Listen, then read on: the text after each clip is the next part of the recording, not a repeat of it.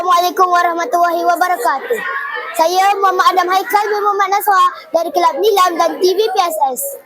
Pada hari ini, kami ingin membuat tinjauan berkenaan penglibatan dan kehadiran murid dan guru dalam aktiviti co-curriculum pada hari ini. Bersama saya, Ustaz Izzat dari Kelab. Okey, saya dari Kelab SPBT. Tahu tak SPBT? Skim Pinjaman Buku Teks. Kita teruskan.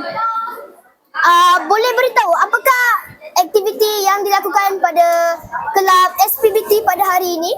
Okey, untuk hari ini kami menjalankan aktiviti membina penanda buku. Mari kita tengok satu contoh. Ini antara satu contoh penanda buku yang telah dibuat. Nanti kalau ada nak tanda buku boleh letak je dan buat tanda lah buku-buku novel ke, komik ke atau apa-apanya. Ya, sangat bermanfaat ya untuk kegunaan seharian kita. Okey, soalan yang terakhir.